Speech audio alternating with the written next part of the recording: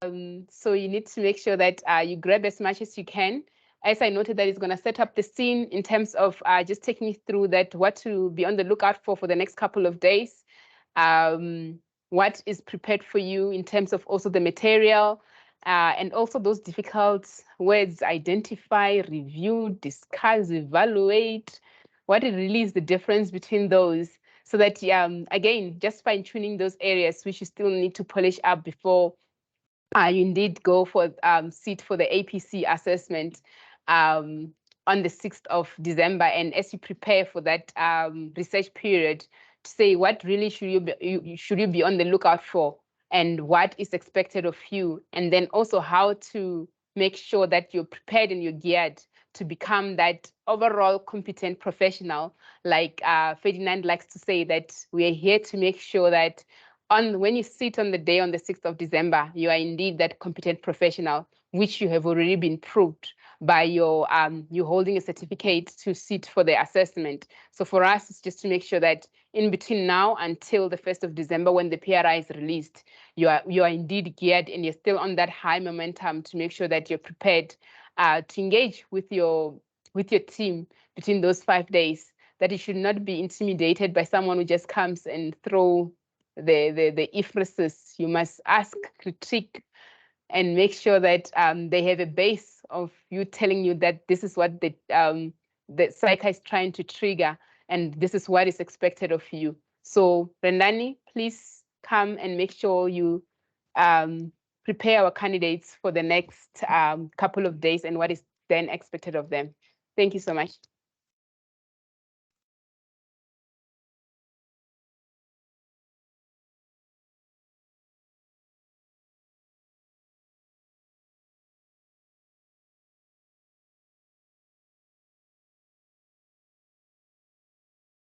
All right. Good evening, everyone. Good to have all of you, and grateful for this opportunity to get to engage with everyone and really unpack some of the final, let's call them tips, tools, and guidance heading to APC December 2023. So I think my role for tonight has been quite clarified. So under the limited time that I've got, it is just to really set the scene in terms of what you can expect, in terms of how you need to go about your preparations. And at this particular point, my job is not to develop professional competence, because the reason you are here, the reason you've got the certificate, is because you have demonstrated that in your respective professional program. So I think one of the things that I'm just going to be doing, which is a little bit different to how I normally do things, is just to now talk about the exam technique, how to really pass the APC. And I think in talking to passing the APC, it's a really a different it's a really a different kind of conversation, because APC is not as straightforward as a CT or ITC. Here, there are many dimensions that come together in order for you to achieve or demonstrate competence. And I think Freddie put it very clearly that you are going to be dealing with a stranger there at SAICA. You might have seen the past papers, but you could have said, but wait, this 2021, this 2022 is so different from the previous one. So now you are saying that it's not just limited about what? It's not just limited about knowing how to answer a particular past paper, but rather having those set of skills that you can tap into in order to be able to approach the different papers that, or different tasks that SAICA will then throw at you. At this time, we are all in the dark, and we are hoping that everything we're going to touch on here will be of value.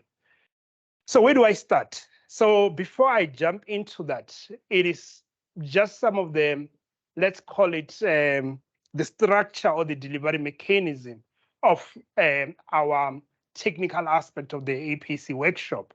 So you will see that the way we've thought about it is that we have created this workshop to have 4 key elements. And we want you to not prioritize one element over the other, but we want you to recognize their significance in securing your success come APC 2023. So what are those key elements? Firstly is the reflection packs. So you will then see that when you enroll, you've got what we call the welcome note. So the welcome note essentially just unpacks what you can expect from an administration perspective. And it will help you to understand who is who in the structure in terms of delivery, as well as how did we intend or do we intend to run this workshop to add value as part of your final preparation.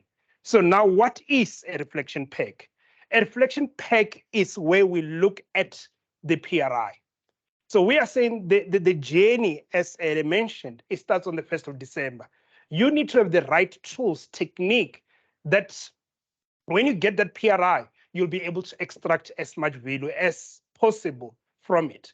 And one thing that you need to realize is that this journey of integrated thinking starts from there. So we then have these reflection packs to help you unpack what SAICA expected from the 2022 candidates. So we will start with document A to say, this is document A. What is expected of you? And you will see that my approach is a little bit different. I always believe that when I read when I read those SAICA documents, for me, they are probably 95% complete. They are 90% ready for me to start extracting value.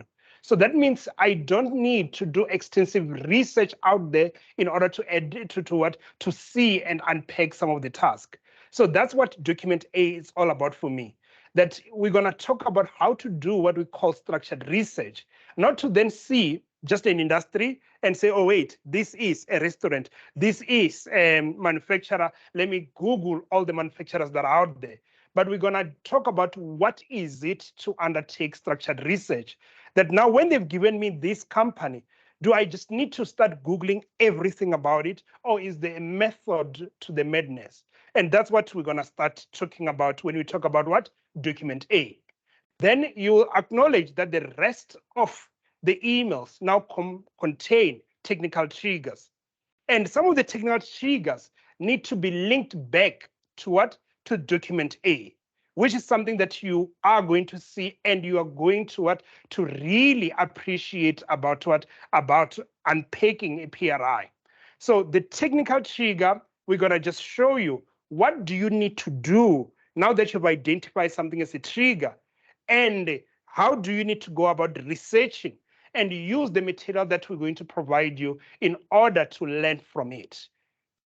So that means essentially you're going to have about what? I think there were about 6 emails in the 2022 APC. So you're going to have the first email detailing document A and 2, 3, 4, 5, 6 separately.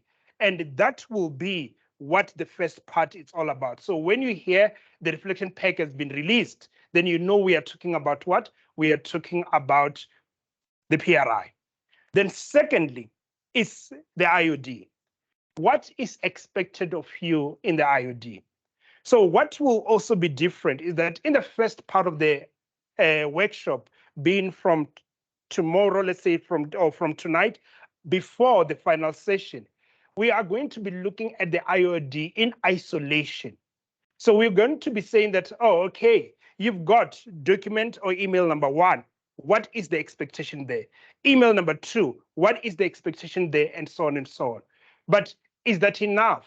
That's not enough, because you need to say that I'm there on the exam day and I've got these 6, 7 emails on the day. How do I structure myself? How do I plan around it? That will then be in a separate session.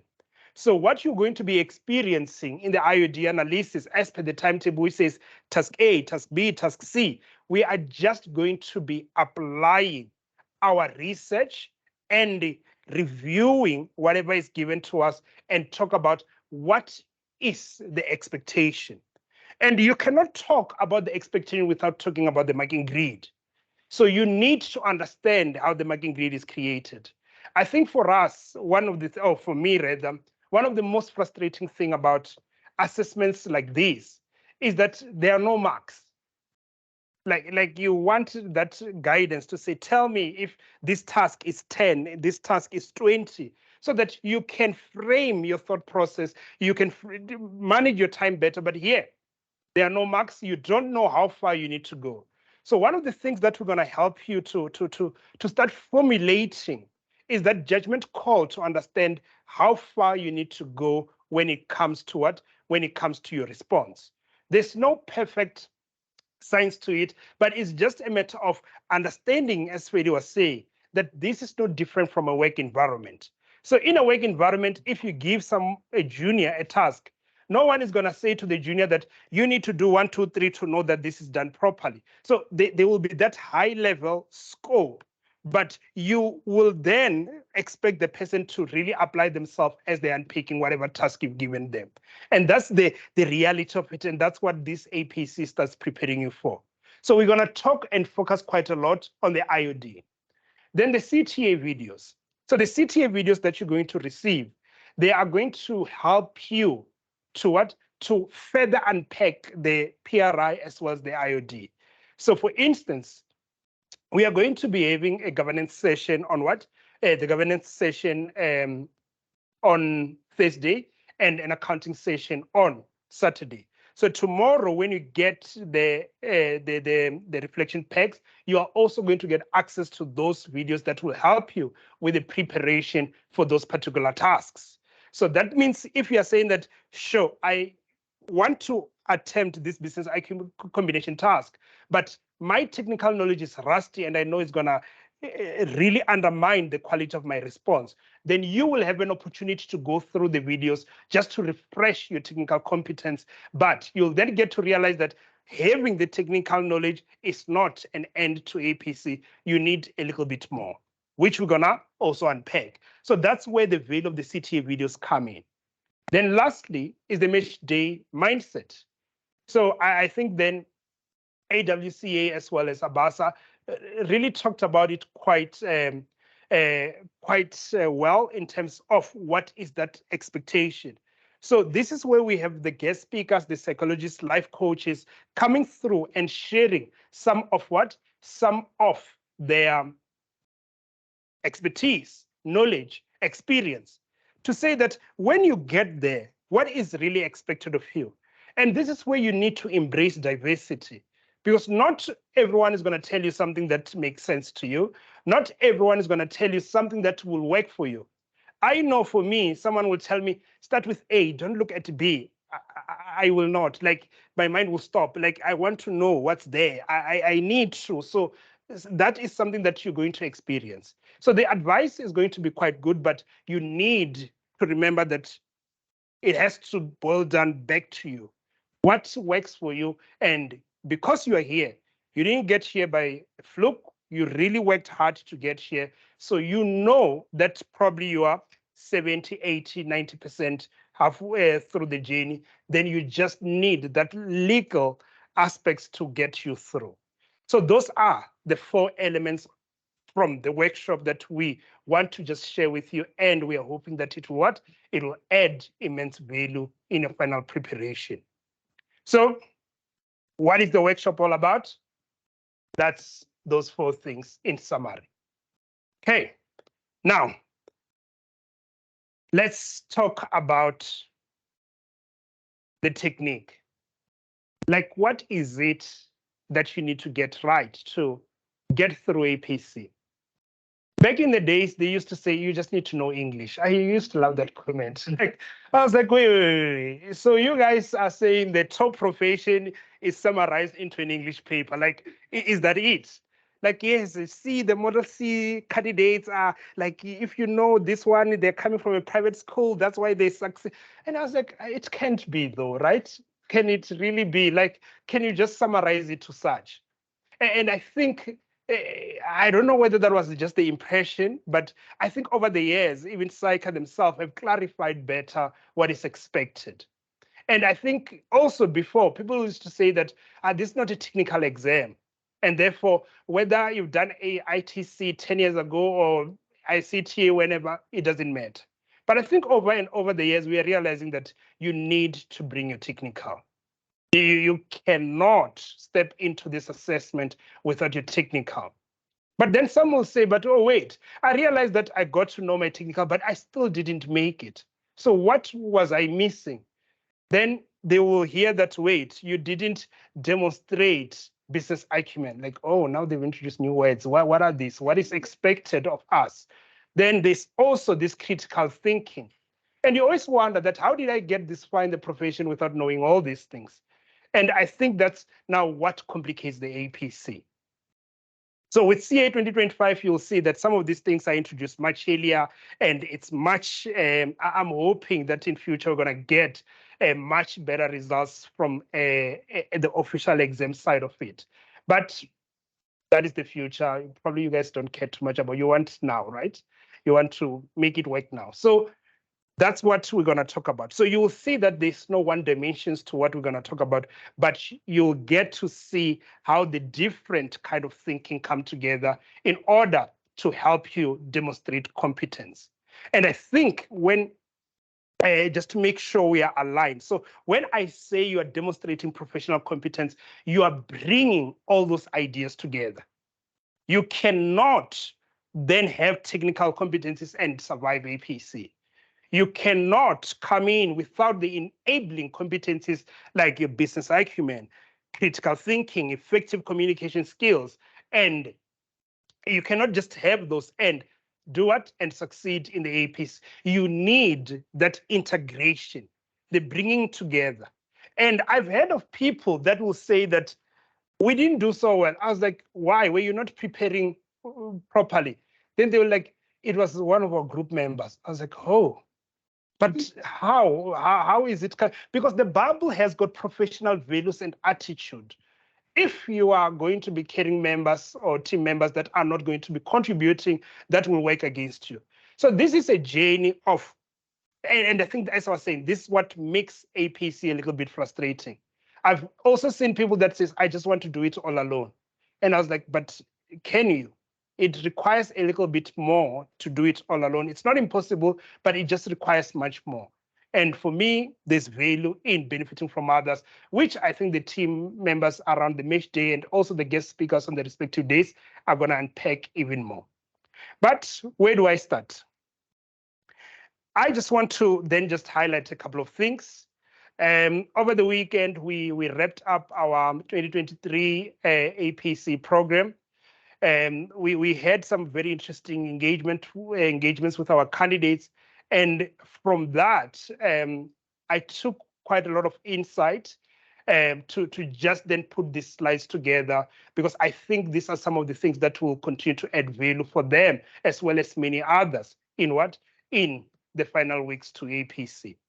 So firstly, the English part is actually, there's some truth into it. There are so many consultations that I have had where the issue was, I didn't understand what you guys wanted from us. So that is a very common statement. So now, what is it when it comes to the verbs? So I then started analyzing the 2022 APC. And in the 2022 APC, these were all the verbs that you're going to see in the tasks. So you're going to see a review verb, you're going to see describe, explain, prepare, list, and outline. So what do these words mean? Because some will have told you that in some cases, if you just do this, you will get the indicator. In some instances, you have to do this and a little bit more. And we're going to talk about it later on, but there is also that I was told that my response lacked depth, or my response lacked coverage. So where is it? Where does the expectation come from? So it comes from these verbs. So you need to understand what the assessors, the markers are looking for when they have these particular verbs. So the one that is most common that you're going to see quite a lot, it is the one that says review. Review in its basic language, when you Google it, it says that that's simply a formal assessment of something. So you are assessing something. But why am I doing that? Then I love then the next part, with the intention of instituting change if necessary. Oh, so you want me to assess this.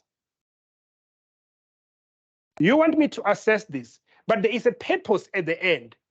You want me or whoever to do something or to effect a change from this assessment I'm going to make. Because sometimes I always ask that, all right, when I read your feedback or your review comment, what am I supposed to do? Because if I don't know what to do, I will not be able to effect a change. And that will fall short of being a quality review. So that is now where we talk about depth. So why are you telling me this? I see that you didn't do this. All right. I also saw that. I'm the one who did it. So, but then what do you want? What is the change that is expected? What is supposed to be triggered? I mean, in this environment where now people work at different hours, the people want to be sent emails that they can action at their own time. If now I have to wait for you or I have to be calling you, then this thing is not working as well as I would love. So here, a review. It's all about making that formal assessment of something with the intention of effecting what? A change, if necessary. Then another alternative is a critical appraisal of something. So essentially, when I say that appraise my phone, when you take your iPhone there to Apple and say that I want to trade it in, they will appraise it.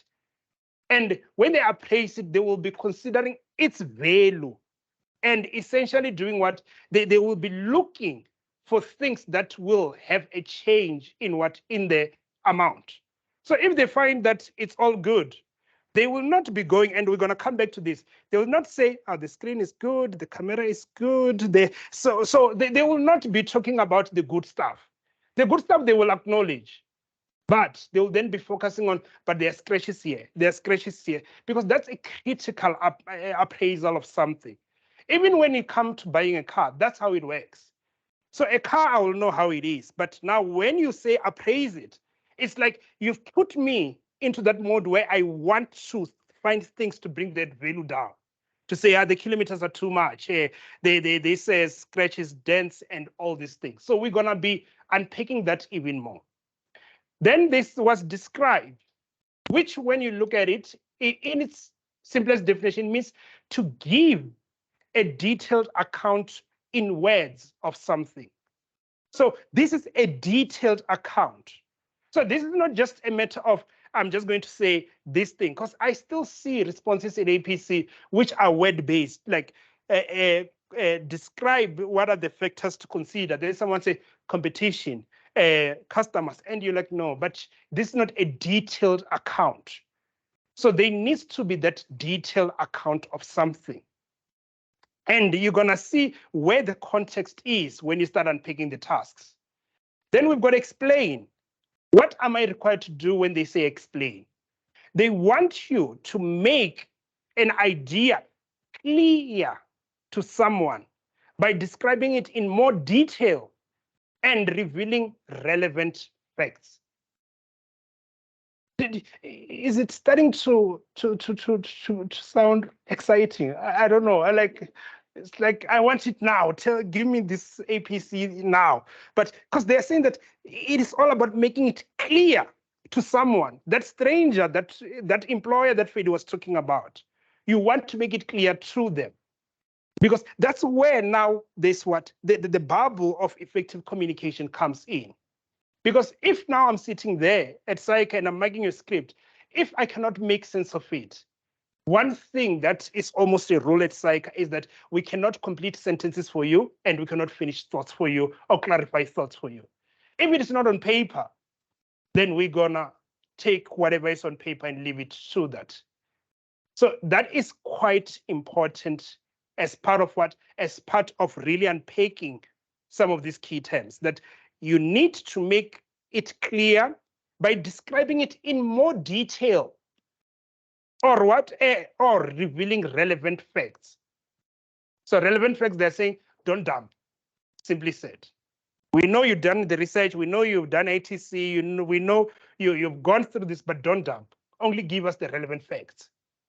Then prepare, make something ready for use or consideration. One of the underlying things when you look at the APC is that they stress that the change is also around decision making.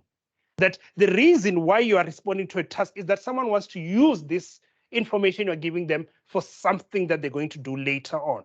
So there is a consideration to be made. We are going to either invest using your information or your feedback. We are going to either close down a division. We are going to implement this accounting policy. We are going to do so many things around that. So there is what? There is a need to say, whatever I'm going to do, how is it going to be considered later on? Then, list with explanation. Simply said, make a list. But making a list, you will recognize that is a very lower level verb. But what they then heightened it with in this APC is that they then said with explanation. And you're like, what is an explanation? Oh, it is to make it clear and give what?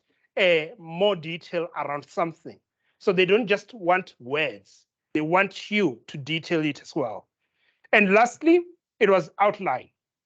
Being a general description or a plan showing the essential features of something, but not the detail. And you're gonna see, because this is then the task that I'm gonna be going through with you next week. So the strategy task. So they're saying outline, but what is it that you are supposed to outline? Then you are supposed to just give a general description. Without giving the detail. So I need to then understand that you want me to look into this, but I might understand that there might be 100 avenues to it. But let's just give that general plan, general description. And you're going to see it even more because that's quite common in strategy. Because strategy, you are not supposed to, or the idea of unpacking something in so much detail at this level is not so much expected from you. And even when you go back, you will see that Psycha, one could say that they're very light when it comes to what? To strategy. So these are the verbs that you're going to what? You're going to see when you do your APC December 2022. So I hope that we are clear in that regard. But interestingly, one verb featured more than the other, the review. In the 7 tasks, there were 3 tasks that had a review component. So then I just wanted to dwell a little bit more on it, to say that why do they love it? And what is it that they're expecting from you? So let's go. So firstly, my view as to why they love it. They force you to be present. You can never review someone's work without what? Without having opened it and go through it in detail.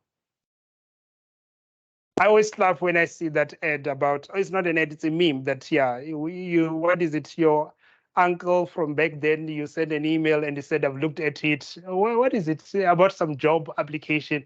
And you're like, no, that means this one didn't do a review of my CV. He's lying about this. So that's what Psyche is saying. They don't want you to ever find yourself to say, you've gone through the PRI and you've done brilliant work on it. And you come on the day, you don't understand what they're asking from you, and you just show that you've done the PRI work. That will not be enough. You need to be present. So that's number one. For me, that's why they love this particular task. And 2, because it's saying, here is the information, review it. Now you need to first apply your critical thinking to say that, oh, wait, this is what you have done. That's number one. Like just the ability to look at that something and make sense of it. That's enabling competency on its own. But when you are busy reviewing it, on what basis are you reviewing it? Oh, you are reviewing it based on your technical knowledge of IFRS 3. So now you're bringing technical into it. But this IFRS 3, it's happening in a context of a business. So I need to then bring business acumen. So that review task, it might be just, I've just omitted something as simple as that, but I am now expecting you to bring much more on the table than just what? Than just your technical knowledge. Then additionally, it then helps you because when we are now evaluating your professional competence, we are saying that after you have looked at this, are you able to unpack it nicely, clearly, concisely, and deliver it effectively to someone? I don't want to be receiving emails that I will have to be busy editing the whole night before I send them through to the client, or to be deciphering them as if they're written in codes because I cannot understand your language or what you've written. So it is important that you understand why review tasks are what are such good tasks for psych. But then, all right, we're going to accept that they love them. But what do? We have to prepare for them. So what is an effective approach to a review task? So firstly, as I was saying a few minutes earlier, do not spend time telling someone that they have done the things right. That does not add value. If I ask you whether I've what, whether I have if I send you, say, a letter, a memo, and say, please, can you have a look at this for me? I'm not expecting you to be complimenting me to say, oh, wow, you written an intro very nicely. Like, yeah, the next, oh, yeah, I see you've introduced yourself so well. But oh, wait, that's what I was trying to do. So I don't have any blind spots when it comes to that. So help me. So a review task, it's more of a cry for help. So someone is sending you because they want help. So if you're busy telling them what they've done right, then they're gonna miss the core of where they need to address. Imagine for you auditors, you send your file to your partner there, and it comes with the review note that, oh, well done, this is good, this is good. You'll be saying that, wait, where did I mess up? Where did I mess up? Because you want to resolve things. And that is always the basis of a review. Do not spend your time telling the examiners what they've done right. Because in some cases, you'll be just saying that this is correct. Because they've given you even the basis of why they've done it. So imagine that if it was an evaluation of competence and I was like, yeah, indicator, the candidate has identified the 10 correct things that was done in email. How will that work? I mean, we'll all be CAs, right? But yeah, don't spend time on what? On non-value adding, on non-value adding aspects. And again, because the reason, as I was saying, is generally provided. So what is it that you need to be doing? And this is what I want you to see when you start dealing with what? When you start dealing with us on Saturday, because the what do you call it? The auditing session has no review task, but the accounting, that's where you're gonna first encounter it. There are some very few journal entries, but now the question is, what were you expected to do? So firstly, you are supposed to say, I see what you've given me. Is it technically correct? So I'll want you to write it down to say technically correct, or is, yeah, technically correct, or if you want in negative, are the technical errors. So you want to identify those. They are always going to be there. That's number one. Are there any technical errors? That's one. Number two, it is to check. I see that you've said that this is 50,000, but really, is it reasonable? I see your inputs. Where you were supposed to add 1 + 1, you did add 1 + 1. But was it right to add 1 into 1? In other words, is it reasonable that you're starting with 1 + 1 as a base? Why is it not 2 + 2? Why is it not 3 + 3? So you want to now check the reasonability of that. Then number three, it is to undertake a completeness test. So you are saying that I've looked at this. This was technically incorrect. This was not so much reasonable. After I've done that, I had expected to see 1, 2, 3. So there will always be a need to undertake the completeness test. So when you go, and I hope Asen is not in the thing, so in the video or in the class, so that you can impress him on Saturday and say, Asen, this is what we did. We looked at 1, 2, 3, and this is what we found, because you're gonna find a lot of indicators when it comes to that. So 3 things. 1, whatever you've given me, is it technically correct? 2, the inputs used. So you are not checking whether this was supposed to be the work and the work has now been used to call it the terminal value. They will have used it to call it the terminal value. But you are saying, is it reasonable? And lastly, you are doing what? You are saying that, is there something missing that I expected to see? If you keep to that framework, you are going to love review tasks. But we're going to unpack it some more. So the next thing that is very important is, how do you approach it? So we understand we are looking for 3 things. But now, how do I demonstrate that I'm undertaking a review? So when we go back to these verbs, the way we look at them, we call them the doing task and the review task. So if it's a review task, there will be clear statement, critically review, critically evaluate. If then there is what? A doing task, then there will be what? Prepare, outline, describe. So those are the 2 classification of tasks for me. Then now, if you are given a review task, do not redo it. Do not. I know the temptation is always great, like especially when the points have run out, that I just want to start calculating this thing now. Do not do it. So now, how do I show that I have really done a review? Like, can examiners pick up that this is just the candidate now picking up from a file? Oh, this is now when I'm doing a review. This is where English comes in. Start with some of these words. It is inappropriate to do this. Do you understand?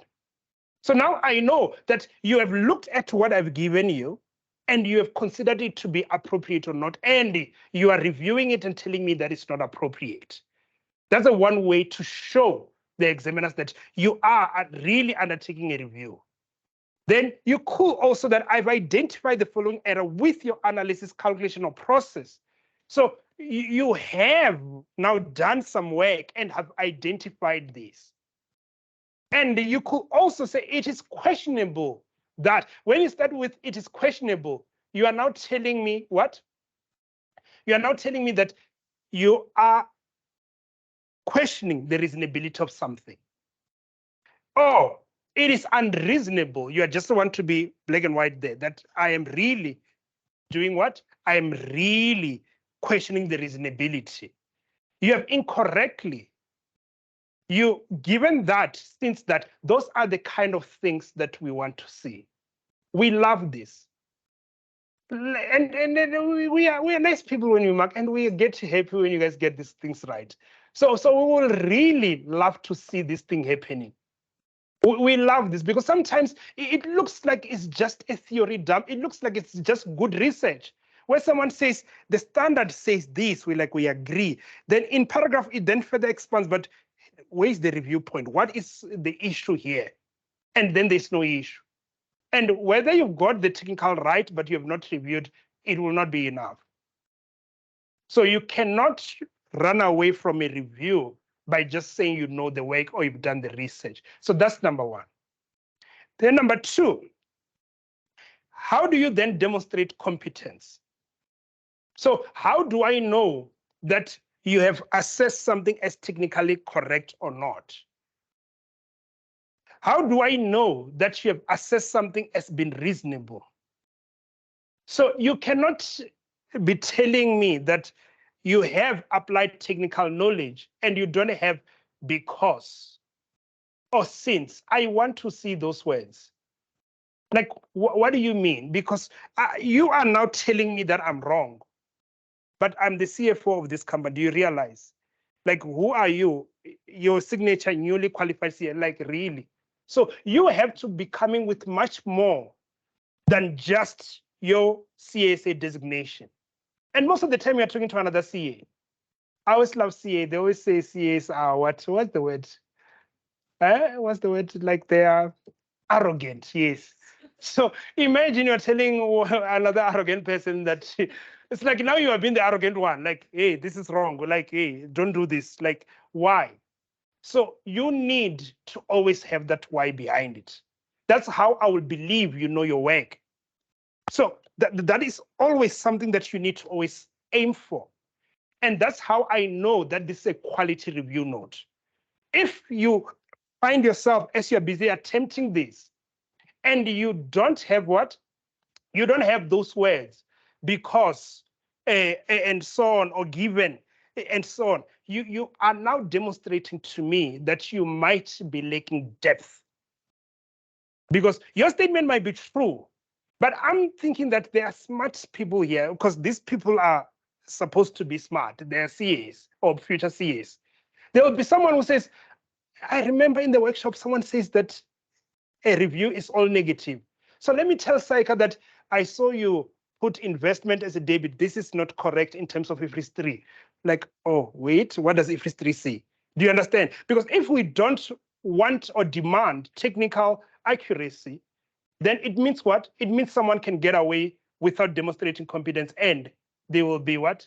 They will be a CA. So they need to be some thought process to it. So when you are telling me something is wrong, have you told me sufficiently? And remember what the purpose of a review is, so that I can effect a change. I need to effect a change.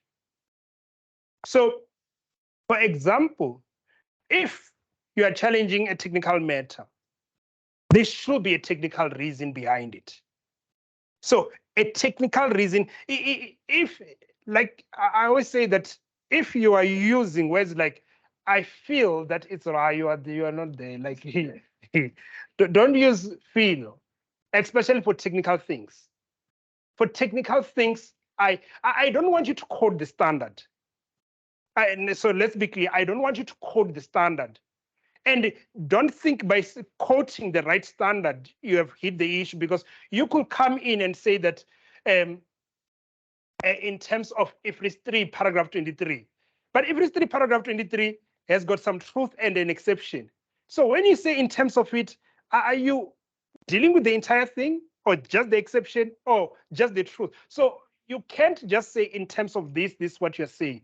You have to be specific with the technical reason. So as I'm saying, no need to provide the reason. So the paragraph reference. And in some cases, it might work against you. I know some of very technical professionals. Like, yeah, I've seen them so many. Like there was even a task at APC some time back where there was a section 13.1 applicable. And people were saying 13 Queen. I saw the text, guys. They were they were annoyed. Like how? Like I was like, but yeah, guys, there's 13 there. It does not matter. But no, it does not matter. We even had the case in one of our case study where we had candidates who were referring to a former standard. What was that standard? SIG 12, I think. Oh, SIG, yeah, SIG. And we're like, but this is just SIG. It doesn't exist anymore. We have now a new standard. Back in the days, we had candidates referring to IS 17 and candidates referring to IS 18. You can't do that. So as much as reference is not important, don't do it. Don't put it unless you're absolutely clear that there's no way around it. But if it's going to put you at the risk, why do you have to even do it? So as I'm saying, is the core that we want, the technical reason. And some candidates always think that something like this will be enough, that they will be saying that you have incorrectly included depreciation in your DCF. And they will think that's enough. So I'm the one who included it. So that means there's something that I didn't know. So by you telling me that I have incorrectly included it, like, how am I supposed to effect a change? Have I included it as being too much, as being too little, or do I need to remove it altogether? So help me. But now you then tell me depreciation should be excluded as it is non-cash. Oh, I forgot. But now I've got an ability to what? To effect the change. So this is the kind of review notes that we want from you. Tell us the thing and tell us the reason for your basis. And in some cases, some students tend to miss the point of a review note, because in some case, they end up now redoing the task, where now they're saying that if you are to do a DCF, you should exclude depreciation. You should exclude, and I'm sitting there, I was like, but did they see that I included depreciation? Because I'm not sure. This person could have just been dumping everything that they know about how to do a DCF. So it's again important to show that I saw that you've included depreciation, but it's incorrect to do so. Why? Because.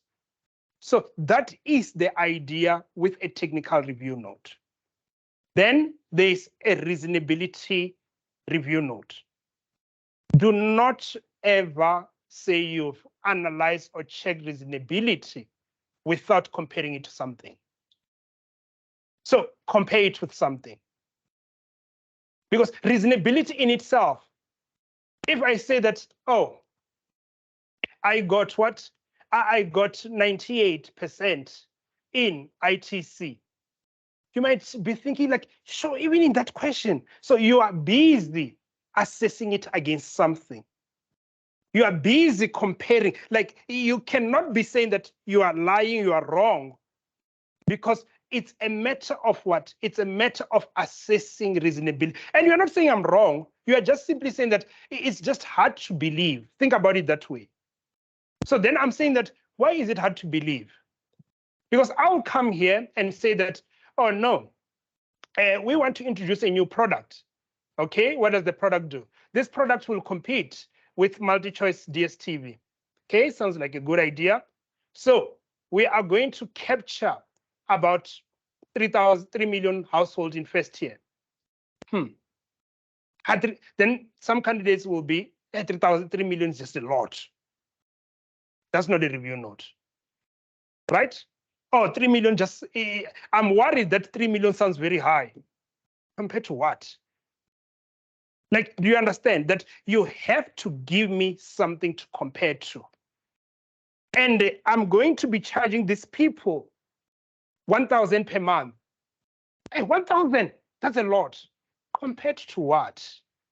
So that's always the issue we have with candidates bringing review notes. So unless you give me something to compare to, then it will be very difficult for me as a marker to give you the indicator.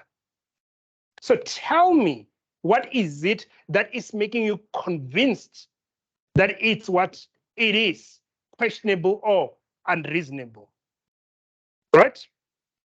So again, it will be a matter of considering that the inflation is 10% per annum, increasing your annual sales by so much appears to be what? To be unreasonable. So now I'm thinking that, sure, inflation is the general measure of price increases. So now if I'm increasing by 2%, it means that my cost will be increasing by 10, but I'll be increasing by 2. Now I see why this person is raising this as unreasonable. So that is what you want to help me do, to effect a change. So always think about that if you give me a review note and you have to stop and say, what do I want the marker to do with it? Assuming they're the final use of this email. If you are saying that they are supposed to think about it, you are likely have missed the mark as well. It's always a matter of helping me to effect a change. And I effect a change when I know that comparing to something, this doesn't make sense. And remember another thing with forecast. Forecast, it's exactly that. No one knows the future. And therefore, the basis of assessing the future, usually it's with history, right? So you will be told that the growth is X. Then you're going to use the growth of inflation or the inflation right now to challenge the reasonability of that. That because there's no one who's got the keys to the future, it does not mean that because you read an RMB report, I read a Standard Bank report, they said in the next MPC meeting, the Reserve Bank is going to increase the rate. Then you read the RMB, they said the rates are going to remain flat. He read a Morgan Stanley report, and they said the rates will likely go down given what is happening in the market. So you cannot come in and say that I saw you increasing the rate. In accordance with RMB Morgan Stanley report or RMB's report, that's not reasonable. But that's very fluffy. Just because you've read one report now, you cannot use it as a basis. So your base has to make sense. Your base has to be substantiated. Your base has to be based on facts. Because if you just base it on views, what stops me that I was talking to Rendani and Rendani believes that the rate won't change. Do you understand? So there have to be a base for assessing reasonability. So don't assess reasonability based on someone else's estimate, but assess reasonability based on what? On current facts. Because that's what all of us have at this particular point. Even the best of people there, they could have models, Bloomberg, raters, and all these other things. But at the end of the day, we all have what? The facts as a starting point. Okay? The next, it's what? It's where now we have also saying that, yeah, in some cases, it is just a matter of noting something because the standard wants something and that's just enough. And you're going to see it again when you're doing the accounting task as well as doing some of the other review tasks. That sometimes just noting an issue and having that technical backing will be enough. Okay? Maybe just to take a quick pause. Any question for clarity? Are we clear? So, review. We're going to challenge technical inaccuracy. Question, the reasonability of the inputs. And thirdly, we are going to do what? We are going to check for completeness. And we are going to be clear that something it's right or wrong, and we have demonstrating that we have undertaken a review. So please, again, to impress Asen. So when he says any thoughts here, always that it is inappropriate, Asen, to do. I'm sure, I promise you, he will be impressed. So and especially Fed. Yeah, Fedi loves this review. But the point is, it always has to be clear. And even a because has to always be evident. So, and you might be saying that, yeah, now we are back at this English stuff. I struggle with this. If you are one of those that say you struggle, then have two tables. Have issue and reason. Just keep it simple for yourself. And say, I've noted that you've included depreciation. Why am I raising it as a problem? Provide that reason there. But it will now force you to always ensure that you have appropriate depth for each and every one of what? Of your review comment. Okay. Then now, let's talk about the other side. Because I think sometimes the unfortunate part is, as candidates, you look at some of the past SAICA papers and you see them giving you specimen and the HC, you're like, SAICA, did you write this yourself? Because this thing is so good. I think there's someone at my level who wrote like this, because sometimes that's how those HC responses are. And sometimes you don't know what they didn't like. I think you liked everything here. Because even the HC candidates do miss some of the stuff. So now, we are not going to worry about those specimens. What we need to worry about is then the expectation. What is SAICA, or how is SAICA going to look at our scripts? So that when we are writing, we are mindful of the verb that they've said to us and how they're going to assess us. So just looking at the SAICA past marking grids, as well as some of ours, these are some of the key things that we have there. So Oh, so wait. So let's take a step back. So what is this marking grid? I'm sure everybody knows, right? That the marking grid, it's like the expectation of the quality of the response. Is the expectation of the quality of the response. So how do we then set that expectation? We have different verbs here. So we've introduced the verbs there for the task, the one you need to deal with. But now I want you to bring you to our side to say, how are we going to be looking at your response? This is how we always look at your response in this way. How so? One, you will see that I've got words that I've highlighted there in red. One is considers. Two is identify. Three is discuss and challenge. So listen to these words carefully, because you're gonna make sense of what the professional team is gonna be talking to you about when they do the IOD analysis. Because you're gonna sometimes believe that you have a very good point, but then they will say, or they will be waiting for you to finish. And like, I'm done, like that's it. But you're like, so what am I missing? Because they were looking for you to do something and you didn't do it. Sure enough, you unpacked the issue, but this indicator wants something from you. So it's not the wording we are looking for, but it is just that thought process. What is happening?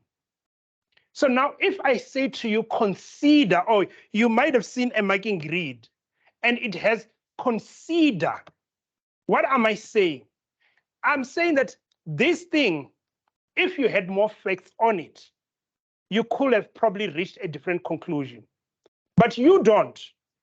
And you want to raise it to the person you are doing the task for, and you want them probably to consider it later or to effect a change if it's relevant.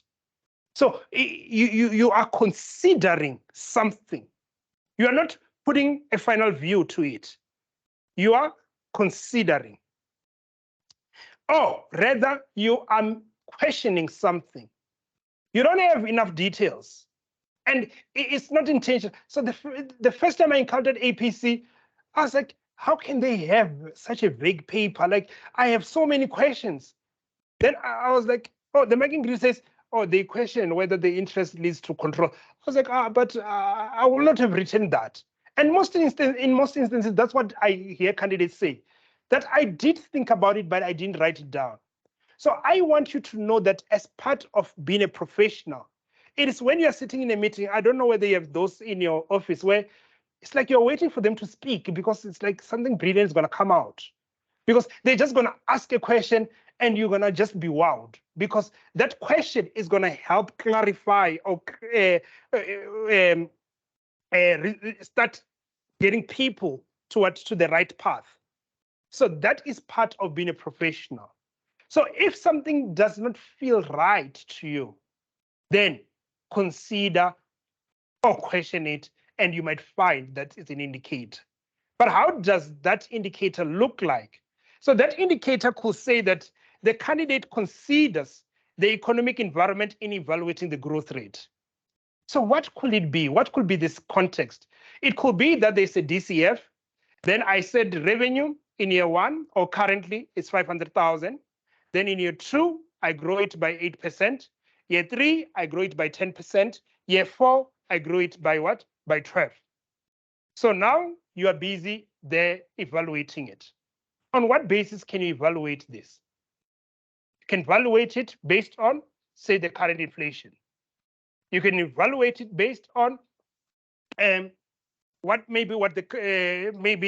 you call it? Inflation or market performance, where you know that a particular sector has been struggling to grow because you sometimes hear that retail is not doing well, and you have those facts. Or you know that our Minister of Finance just did the budget speech last week, and he said the economy is expected to grow by 8%. So now you are sitting there and you are questioning that. So when we say consider the current economic environment, you could then simply say that given that there is high unemployment rate, the indicator is not looking for a high employment rate, but it is what? It is an economic environment factor. Then, because of the high inflation rate, because of the war in Ukraine, Palestine, and so on, then these are the things you have considered the current economic rate. I don't know whether when we consider it, it's going to lead us to question or substantiate these numbers, or I don't know whether by considering it, someone will actually effect a change. But if they are preparing for a meeting, that is likely to be valuable to them. But we don't know enough to then what? To then start challenging that, because maybe we don't have the split of in that growth, how much is volume and how much is the price increase. So I don't have enough. So because that was intentional, the indicator will be just considers the current economic environment. Does that make sense? Then number two, there's also an identifier in our marking grids. Do not miss the identifier. So our identifier, we just consider it to say, but were the candidates present? Why? Because whatever we want you to identify, it's in the paper. It could be in the IOD, it could be in the PRI, but it's there. So the indicator has a very low bar. It is saying that you have recognized it at some point that it's relevant. And even in answering this particular task, you consider it to be relevant. So essentially, when we say identify, we want you to look at the paper and say, no, but I remember this. I remember they said this. I remember they said that. And we have seen them quite a lot. For instance, APC 2023 March, they had a situation where there was held for sale group of assets, and they were measuring land at revaluation model. Whereas in the PRI, they said all the PPE assets are carried at cost. So you didn't need anything. You just needed to identify that. I noted that you are now measuring land at revaluation model, whereas all the assets in the background was said to be measured in accordance with the cost model. That's it. So you don't need any technical, okay, you do need technical background, but you don't need anything more than just to identify that. So we are saying, were you present enough in the case study to recognize these things? Or it could be inconsistency. And you're going to see some inconsistency, especially with the break even. And it was a high HLA. I was like, Kamara, they are very generous. But you're going to see it. When now you are saying that, no, but I saw this rate. It was something else. Now they are doing this. Then there must be something that you need to identify. So what makes it tricky sometimes is you are not so sure whether you are right or you've not seen something. You just want to have that confidence to be able to raise it. So those are the identify indicators. Then we've got discuss. Discuss now, the bar is a little bit high because we want a reason. So here with this indicator, we want you to describe an issue in detail, providing reason in the form of technical background or context. So context, you have now told me something about this company. And if this is true, this cannot be true. So it's not like an identify. An identified, it's there, and we can all see it objectively. But now this one for discuss, it needs some inference. If this is true, then this must be true. And therefore, if you're telling me this, then I'm worried or surprised. Why did you tell me this? So it could be that they've introduced some strategic objectives. It could be that they've said that these are the plans or why they need to pursue a particular strategy. And now they say discuss the factors to consider. Then if you identify and you're able to give a detailed account of why something is no longer value, we're gonna give you a discuss indicator. So just to compare a discuss indicator and an identified, let's look at the example that we've got them. So like for instance, under identify, I've got identifies that the company does not have sufficient cash to undertake what? The investment. Because some candidates will say, we need to assess whether the company has sufficient cash. I won't give you the identification factor indicator. If you tell me that we need to assess whether the company has sufficient cash or not, I'm not going to give you the identify indicator. Why? Because you have not identified what is undisputable, that the company does not have enough cash. And you might say that, but I said cash, it's there. Like, it doesn't work that way. The verbs are the driver in the APC. They're the ones that lead us. Then for the next one, it says discuss that contract costs need to be capitalized because they are what? They are recoverable.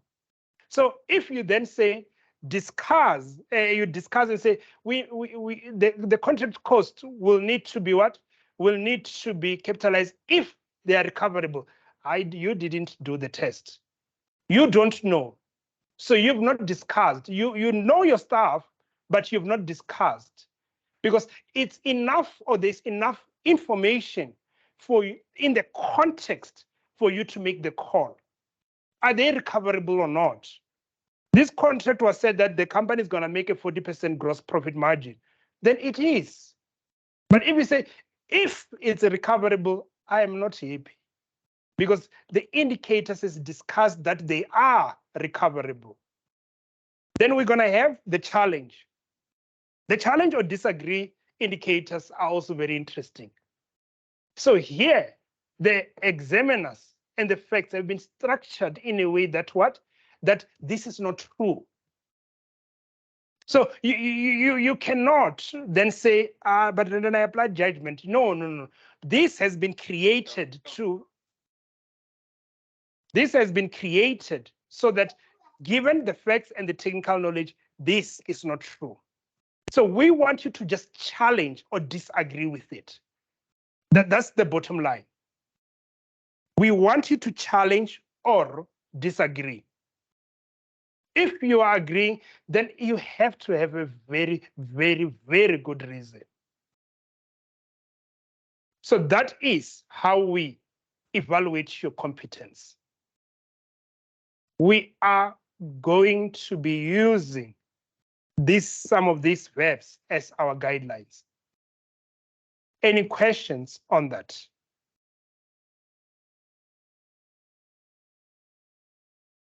Any questions? Are we all clear? There's a question on the chat. How do I access the chat? So let me go there. Okay, thank you. So let me start from the bottom. With regards to the facts versus reasonability assessment, is it incorrect to state the facts, then substantiate the facts on the scenario with your research information from reports? So what are we doing? So with regards to the facts versus reasonability, is it incorrect to state the facts, then substantiate the facts on the scenario with your research information from reports like the RMB estimate? Oh, I'm with you now. I'm with you. So then again, when we assess this, it will be the quality of the facts that you're bringing. Right? Remember that we are not going to be expecting you to be like on the spot. Like, when now we're saying that, did you watch the, what do you call it? Did you watch the recent MPC? What was, or the statistician report? Was it 7% or 8%? We just want you to say it's around 7%. So that's number one with the facts, that we don't want you to be like hard line to say, I did read the latest report and it was 7.825. No, it is a matter of just around average to say, okay, is it around 7% to so on? So if you are there, it is not necessary to then quote the other reports. So quoting the other reports, sure enough, it might be impressive, but I will not see it as giving you, say, more indicators or more advantage than someone who will then have highlighted, based on their research, probably where the inflation is hovering around or where the exchange rate is hovering around. Like, for instance, right now, if you just tell me that the rand is around 18 rand, that will be enough. So if you say, but no, rand, it's 1850, maybe we should round out. Like, the point is, you have assessed it in a relevant manner. So that will be my view. So whether you refer to any specific reports or not, I don't see it as being what? As being even more value enhancing. It is just a matter of the right context. And when we talk about facts, as to clarify, we are not talking about hard facts, as in this particular point. Obviously, for interest rates, they will have to be what? Because they are of a period, so they will likely to need to be right. But if I ask you now, what is the risk-free rate? And you say that the risk-free rate is around 8%. How do you know? No, I at the beginning of say November, end of October, I was checking the reports. Oh, this way it has been for the past 2 months. I'm fine with that. And that's the expectation. So I will not want you to be going and doing research and say inflation, the risk-free rate, and be checking it every day. No, that will not be more value aiding than just showing you've done the research. Because the indicator, remember the indicator might be challenges the growth in interest rate or in revenue. That's the indicator. So based on what? Based on the current inflation rate.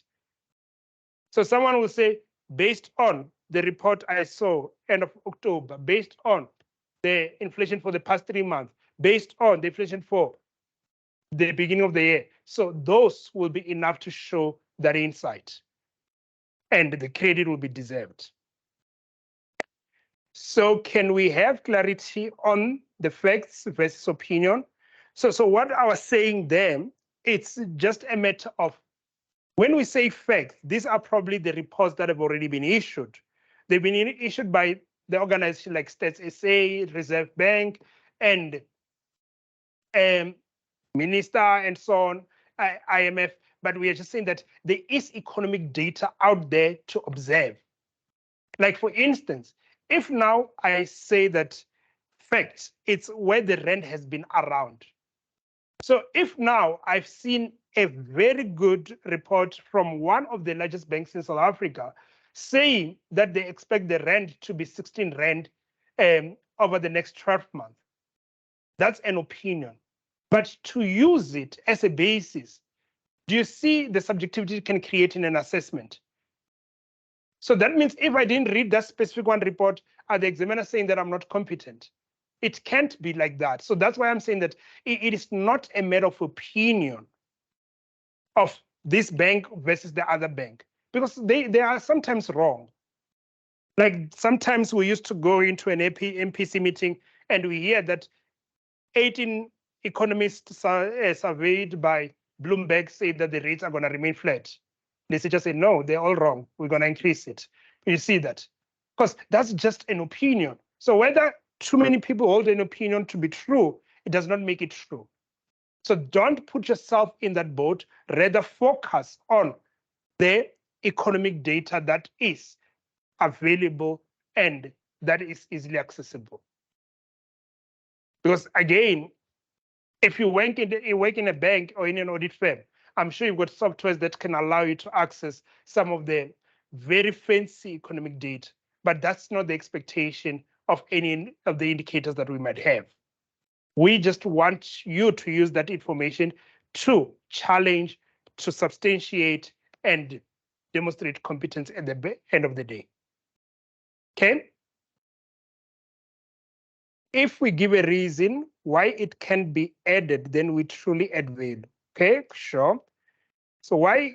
So are we saying I can then give a recommendation to say it is inappropriate to do this? Instead, this should be done. So that's a very good question. Sometimes we do draw a very hard line between a review note and a recommendation, because sometimes the two are very different from each other.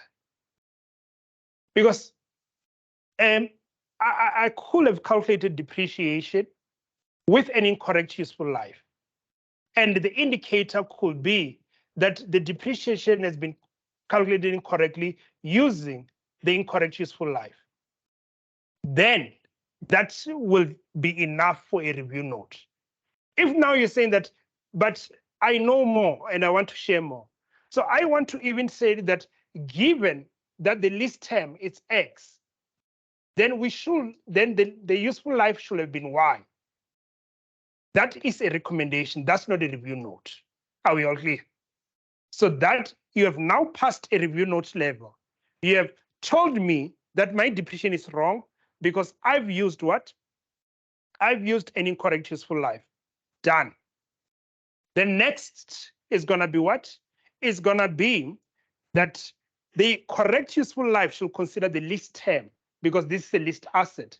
And given that they intend to renew, the lease term will be X and that should be the useful life. You have now taken it a step further. If the examiner deem it to be so, they might likely have it as an HLA. But to make a primary indicator a recommendation that for a review task, then that is a little bit what? That will be a little bit overly demanding. Are we clear? So always stop yourself to say that, am I telling them what they need to do or am I reviewing what they have?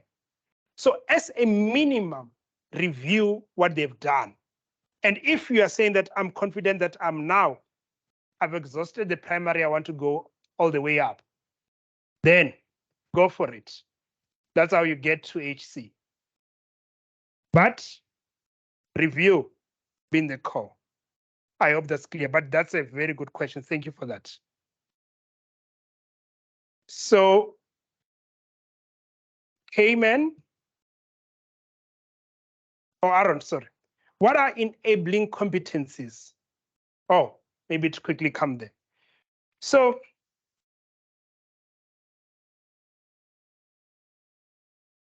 I was just talking to someone about, I don't know whether your education was like that earlier on, but we had something called word problems in maths. Like those things used to be tough back in the days. Are they still there? Like around metric years, like they were tough. And again, what made them tough is that in addition to maths, there was an additional layer of figuring out what is happening. Then there was a bus, and you're trying to imagine this bus that is moving at the speed, and you're like, okay, yeah, I can answer this if you tell me X plus Y is so on. But now that you've introduced word problems, you have now complicated it a bit. So when we talk about enabling competency, we are talking about the things that enable you to demonstrate the primary competency. So the fact that the paper is in English and you can read it, then you've got an enabling competence of what? Of communication skills. Then the next thing is that when I give you a review task, you need to look at it and identify the errors before you tell me something that has been technically done incorrectly. You are applying an enabling competence. Because if you don't see the error, with all your technical knowledge, you will not be able to pass a review task. So you enable yourself, you enable a competency to be demonstrated. That's what they all are. So that's why in that bubble, we've got long life learner, effective communication skills, digital acumen, business acumen, critical thinking. So those are sitting in enabling. If you don't have some of that context, it makes it difficult to really demonstrate that you know your work. So that's why we call them enabling. So in themselves, they will not be assessed because that's what gets confusing about the APC. But Rendan told me that this is not a technical assessment, but indicator one says, I needed to demonstrate that there was cash for this investment. Yes, that's true. That's an investment point. But you needed to think and consider the context, go to the AFS, come back and raise this particular point, communicate it in an effective manner. So that's what an enabling competence is all about. And that's why sometimes they are so difficult to demonstrate because we are not used to being assessed like that. Not that we don't have them, but we are not used to being assessed like that. We want to say, if it's an accounting task, we want to tell you all the things that are wrong here. But we are saying that, no, tell us the things that should have been there and they're missing. You are applying an enabling competence. Okay? I struggle with the concept of where I'm writing to an engineer versus board, a CA. Do you mind clarifying? So yeah, Cayman, so that I think it'll be more unpacked when we also look at specific tasks. But yeah, it's a big topic on its own. And I think I'll just also share with the respective lecturers to really touch on the respective audience for their task, so that by the time you come in, you recognize what it's all about. But reference to standards, I think it will not necessarily it will generally not add value to anyone. That's always the bottom line. The board, what do? The board, like, this is just a bunch of people. Just imagine them, they're very busy. Like, I feel like that's the best way to describe them. So they want to know so that they can talk to things, but they're very busy. So think about why they're there. They're there to move the company forward. They're there to make decisions. They're there to protect the brand and all these other things. So if that's the case, how far can I go? So always keep those kind of things at the back of your mind. But in terms of just unpacking it on an individual task, then they're going to do what? They're going to, the respective professional team members are going to do that even more. And always assume that the people are smart enough to understand the technical that you're going to put in front of them. Okay, let me go back. Where is it? Okay.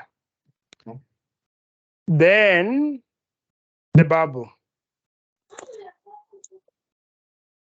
Hi, Rendani. I've been raising my hand. I think your screen is up. So sorry. Go for it, Lotharis. Okay. Yeah, I wanted to ask.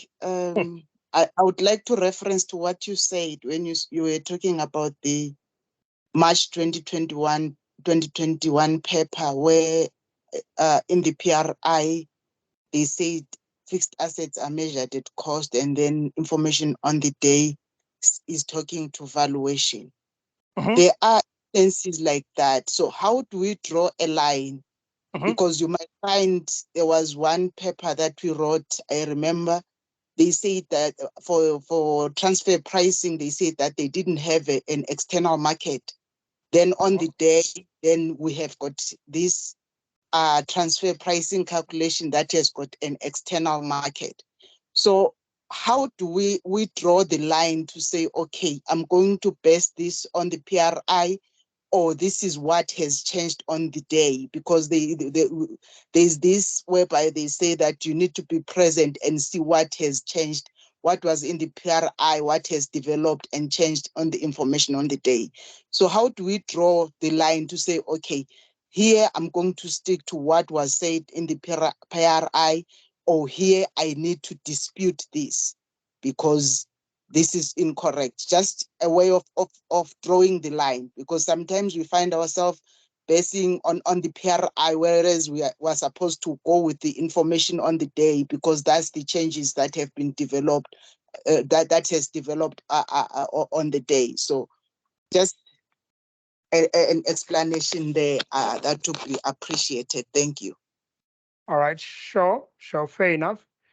So essentially, I think the context will always be very important, because in some contexts, if I then say, for instance, you have, say, something to be true on the PRI, and then on the day it's not true.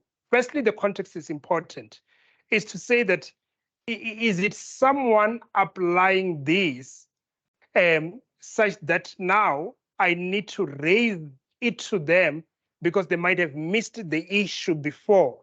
They might have missed the same information. So then the indicator could just be what? The indicator could be just to raise that inconsistency.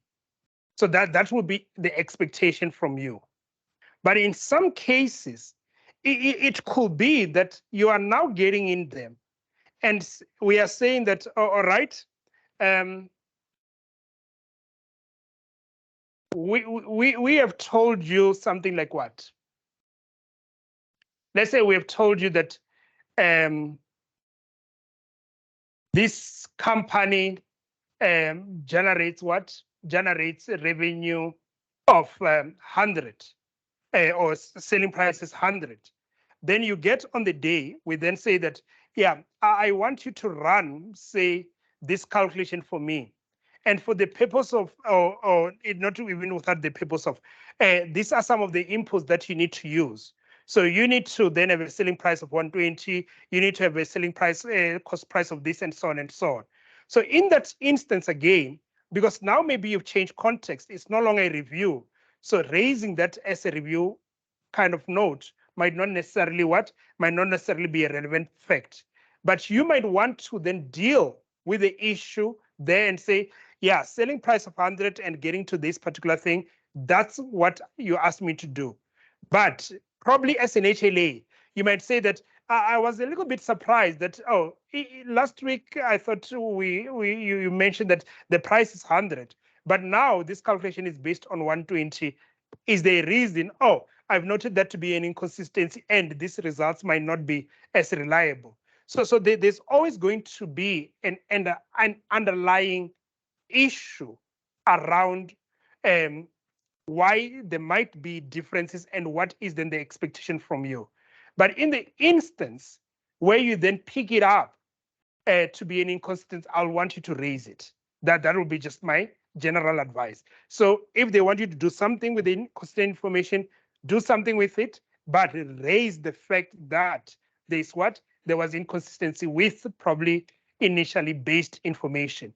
In other words, complete the task with what you have, but then raise those other stuff as probably HLA indicators. And if they were really intended, it could then be primary. Got that? Okay, thank you very much. That was Sure. very helpful. All right, sure. London. Where is it? Then okay, I'm not seeing it. Oh, yeah, someone was speaking. Go for it. Randani, can you hear me? Hi. Yes. Yeah.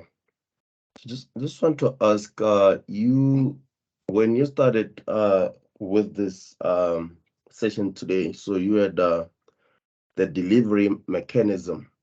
I think for APC success, you had about 4 items. I think it was the reflection pack, your CTA videos, IOD analysis, and that, yeah? So where does your strategic analysis fit in of the pre? Because I'll think that if we could potentially have some sort of a screencast around how to approach your strategic analysis, where it covers your industry analysis, your business environment, your business strategy, governance, ethics, all those self-analysis. Or when there's a new product, because I've seen a lot of questions where there's a new product for the company. But is someone muted him?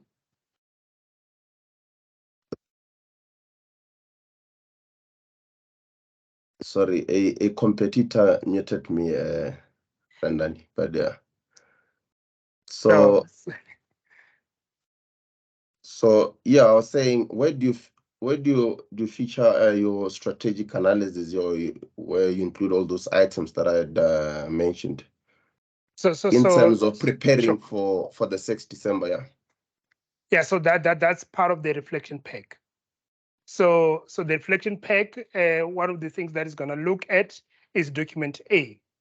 So document A will then unpack some of the things that are coming out, because that's where now the strategic vision, objectives, and some critical elements about governance and so on are introduced with regards to what? With regards to the company. And sometimes because they're introduced in order to set the tone for a strategy task. That means when you have the reflection pack for the strategy task, you are then going to build already on the context that you will have covered as part of the analysis for document A. So it's going to be on a general, just for the introduction of the company, as well as on a specific basis when we tackle the strategy tasks. So that's where some of those strategic models, like your Porters, like your SEF, like your, what is it, Pestel, will be coming in. And I think in this 2022 December, yeah, they were very, very useful. As part of what? As part of tackling one of the tasks that we had in there. Thank you. Sure. Just to confirm, I'll go through the questions. All right, cool.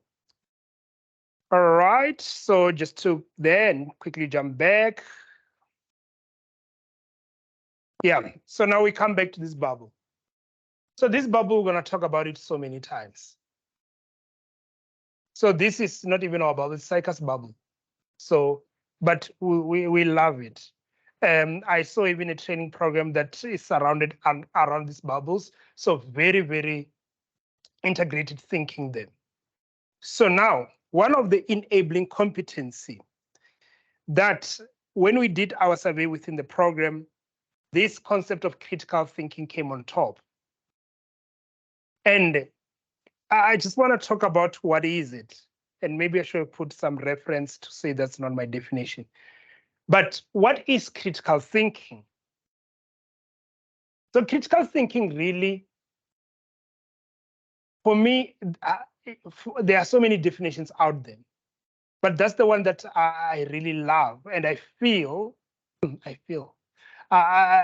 believe rather, is the one that you need to bring with you in all the tasks. And what I love about it is that it's not a psycho one, but if you apply it in the context of the APC, it fits perfectly. So what does it say? It says it's all about seeking information from various sources. That sounds like your pre-research. Seeking information from various sources. So that thing of be careful of an opinion. Because if you then say that this company looks like this one, and you look at only one company, you might end up having one particular view. And therefore, whatever that company considered to be the right strategy, you might be thinking that's the right strategy, and anything else, you might want to use it as a basis for challenging, say, something that you get on the D. But there are different sources that will need to be will need to be considered. But not all sources are going to be true or going to be relevant or going to be useful. So how do I now demonstrate my critical thinking there? Then the second part of the definition is saying assessing its credibility. So I am looking at information from various sources. That's tick number one. And assessing its credibility. So you have to assess information's credibility. And unless you consistently and widely read, it's going to be very difficult sometimes to assess something as credible or not. Then lastly, it says after you've assessed its credibility, it doesn't stop there. You are the one who needs to determine its validity and credibility. I've seen tasks in Cycle which you will not make unless you demonstrate critical thinking. And we're going to talk about how do they say they want it. Where they say that a candidate can tick 1, 2, 3, 4, but this, if they don't tick, this task, they're going to come back with an LC. So we need to understand how then is critical thinking demonstrated? What is the expectation? And we generally have markers on the match days and mindset that I would love for them to just further more unpack the expectation from a critical thinking perspective. So now, if now I understand that it's all about this, what is it that is then expected? So let me talk about us as markers. Because When we get your script, let's be clear, we're going to apply critical thinking to it. And if you don't, or you come not prepared to be assessed in that, then you are going to fall short.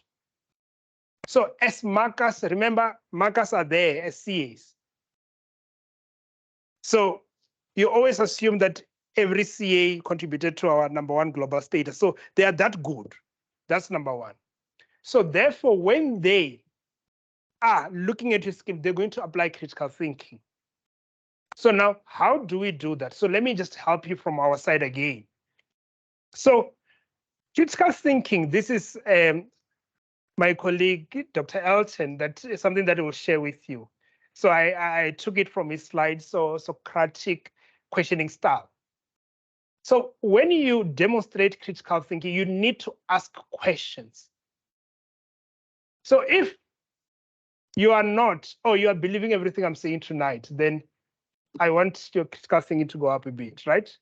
Not that I'm lying, but I'm just saying that always assess the value of something. So how do you do that? So question #1, it's not a question, but it's rather a set of questions. The first set of questions, you ask questions that are aimed at finding out the concepts behind an argument. You are finding out the concept behind an argument. People present arguments, but they are founded on something. So even the APC is just a bunch of statements that are founded on something. And you are expected to be consistently challenging them. Which concept are they based on? And I'm going to show you this in the next example. Because if you don't challenge the concept, you might find that the marking grid is really difficult to hit. And you'll see in the next example. Then the next one, it says what? You ask a set of questions that are aimed at probing the beliefs on which an argument, so the unquestioned beliefs. So these are presuppositions. So this is something that we have not questioned as a belief, but we're going to base our argument on. So we want you to probe assumptions. Forgot, I was just reading something where they were talking about. Oh yeah, like even when you, I know. So here, when we talk about probing assumptions, it's where now you are challenging the reasonability. So the DCF has been done correctly, but it has been founded on something that has not been subjected to question. Then ask questions that are aimed at probing the rationale for arguments. So when we look at your script, we are saying that, okay, firstly, why is the candidate saying this? So especially in math and where there's a technical element. So I see candidates who have been saying that I've reviewed your DCF. I saw that you've included this cash flow, and this cash flow is non-market related. I stop and say, wait, the candidate is making an argument, because everything we see in your script is an argument. So you have put down an argument. And why are you raising it? You are raising it because you are now saying that your basis is that this is a non-market related item and therefore should be excluded. So we start with the concept. How do you know this? Because does DCF have that adjustment for non-market relatedness? Do you understand? So I'm questioning you on concept. So I'm not questioning you on reasonability or probing your assumption. I'm questioning you on concept. Does DCF really say this? So no, DCF does not say that we exclude items that are non-market related. So that means your argument does not hold water and this indicator cannot be valid. Do you understand?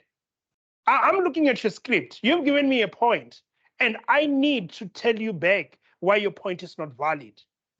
So DCF is not based on whether cash flows are market related or not. It is based on whether it's cash or not. So you are now bringing, or you are arguing based on an incorrect concept. So you've missed the indicator. Are we together? Does that make sense? How we are looking at your script. For accounting, it's even more that you will be challenging something. And we then find that what? We then find that, oh, wait, this principle that you are using as defense is not true. So the concept, that's where your thing is falling from. Then we have other group of candidates that says, I saw that you used 10% to grow your sales. That's wrong. Okay, why? You should have used around 5%. Okay. Why? Like you have given me something that it's a belief, but as a marker, I have to question it. I'm now raising a review comment on your answer. I am probing your assumptions. Do you understand? So you cannot put me in that position as a marker because I'm not going to fall in love with your script. So I need to be convinced and I need to be brought in. So always think about that. So after next week, I'm going to say that always assume Elton is going to be marking your script because he's our critical thinker. So if he's marking your script, then know that he's going to be doing what? He's going to be telling us that, no, but this candidate is not doing this. This candidate is giving this, without this, and so on. And you're going to be surprised what is informing our views? These questions. Then the other questions, they say, ask questions that are aimed at taking positions from which arguments are made to show that there are other equally valid viewpoints. So in strategy, one of the points that we always raise or we always find is that we will then be busy saying, evaluate the strategy. We are busy evaluating, we're evaluating. Next thing you see a point that, are there no any other strategies? And like, how do I not think about that? Because that's the point, that when you apply your critical thinking, you're going to get to a point that this all look good. But wait, have they considered an alternative partner? Have they considered an alternative way of funding this? Have they considered this? That's critical thinking right there. Accepting that there is not just one way to solve a problem. And that's why I was saying even that on the match day, you're going to get different views from different markers, and you need to embrace and assess the validity thereof. Okay? Then ask questions that are aimed at understanding the logical implications of an argument, which could be forecasted. So now, this I always love, like where a candidate will then be saying that if this is true, then you cannot do this. And we then stop and say, man. So I hear your starting argument, but I disagree with what with what it will imply or what it will mean. And sometimes I think that's what betrays a lot of candidates, because you will start with an assumption that the marker is going to read this and they're going to know that. But remember, when we are reading a cycle, our critical thinking says that we should not put words. The moment that we are now convinced that there are many words that are missing from your script, no. We then stop. Like, where is it here? Where is it? Then ask questions that are aimed at sparking a reflection. So she was sharing about what? She was sharing about a mentor-mentee gene. To say that, yeah, it's not just about which indicators that I've gotten, but it's about why have I not gotten the others? Ask questions. How did these psycho people come up with these things after I've prepared and they still have more indicators than I have? So ask questions about questions, because you're going to find that the questions will help you to develop. So a quick application. In summary, it's all about what? It's all about asking with a basis. ask with a basis. Because some will be saying that, what if I raise my review point as a question mark? I don't like it, but if there's a basis, I'm going to give you the credit. Then let's look at this mini example. You're almost there to call it a night. How much do I have? 1 minute. Ooh. Quickly then. So on 1 July 2022, the CFO of Company X recently acquired a property and paid consideration of 10 million, which she considered to be its fair value. She is making an assumption, right? Remember that's what critical thinking is all about. That how do you know what is fair value? You are busy there. Your mind is forever active. The CFO accounted for the property as investment property and accordingly capitalized the cost in terms of IAS 40 investment property. Okay. On 2 July 2022, just a day thereafter, the company signed leases with its employees to occupy the building. 70% of the building was occupied with the employees of Company X, and the remainder of the property was leased out to small business owners who will be offering the services to the tenants, such as laundromats and restaurants. So you can see some of those buildings. Okay. So now, a couple of things have been introduced at this point, and your critical thinking should be at its peak to say, you have said this and concluded that. Do you see what those inferences are? So because it's leased, this building, it's an investment property, and I'm going to account for it in terms of IAS 40. That's what we are reading. Do you believe? Okay. Existing properties that are in the same class as this newly acquired property are currently held in accordance with the cost model.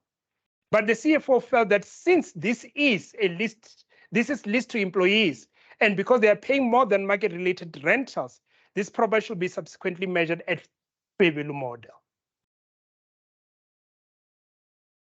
The thing with APC, it sounds all believable sometimes. Like I believe this thing, like I will have done the same thing. Like then at the end of the year, the CFO processed the following journal. Debit investment property, 5 million. Credit fair value adjustment OCI, 5 million. Then a narration is adjusting the carrying amount of the property to its fair value at the end of the year.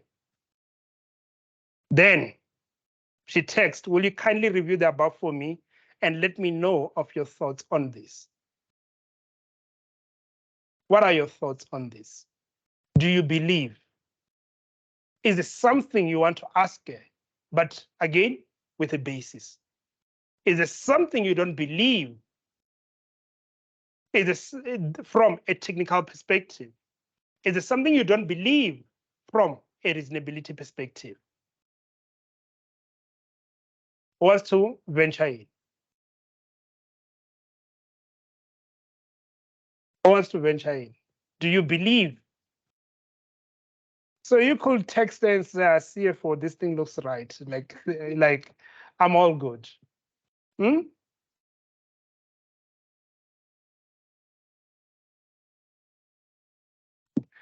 Oh, what doesn't sound right? Let's now do feelings. Let's start with our feelings. Like this does not feel right. What is it? Let me see the chats. I just want to hear. The owner-occupied portion of the property is PPE under IAS 16. But can we separate a property and account for part of it in IAS 16 or in IAS 17? So now I'm applying my critical thinking to your question. So now give me a basis to believe. Can one property have an investment property section and a PPE section?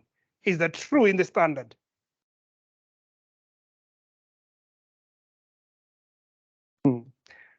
Yes, we don't accept in APC. Like, I'm wondering what's happening. Like, what's yes? Show me the basis. Thank you. Yes. Yeah, this hand. But not your hand. All right. There are hands in the chat. Anyone with a hand in the chat, please go for it. The hand, it's not doing the yellow thing today. Anyone with a hand? Oh, still typing. Sorry, Rachel. Sorry. Do you want to jump in? Maybe you can just finish your thoughts here.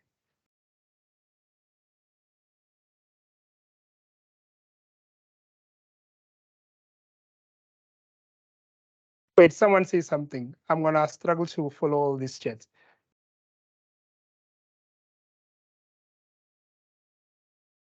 Hello?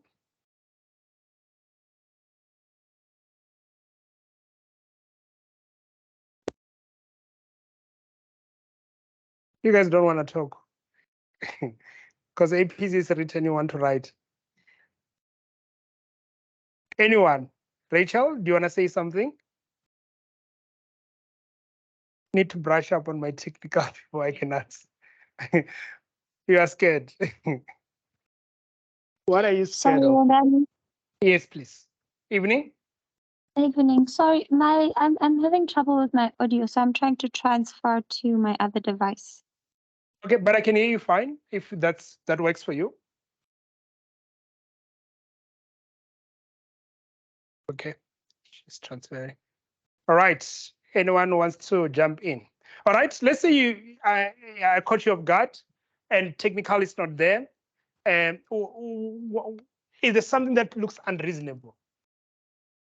What looks unreasonable? If I can jump in, Rendani, Yes. taking that fair value adjustment to OCI, to investment property, it's not something that we do normally. So that should be something that I'd go look into. In terms of IS 40, if there is property that, if you have one property and you can separate it, the other one is owner occupied, the portion of the property is owner occupied, and the portion of the property is investment property. I would say, if I recall very well, it is something we can do, but then there's requirements that need to be met. One of those is that you need to be able, if I recall very well, you need to be able to lease the other portion property or independently. There's something in those lines.